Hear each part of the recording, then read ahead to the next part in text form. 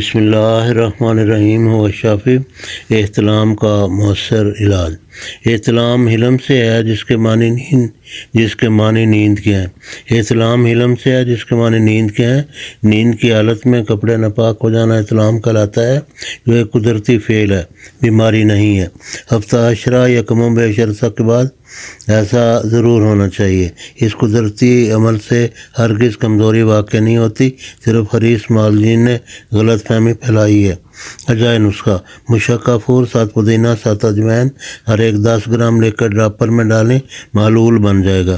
3 से 5 कतरे 1 चम्मच चीनी या पानी में मिलाकर पी लें। बेहद मुजरब नुस्खा है, सिफली ख्वाहिशात को दबाता है। एहतराम की कसरत व किल्लत इंसान की नज़रों ख्यालात की नापाकीज़गी से ताल्लुक़ रखती है।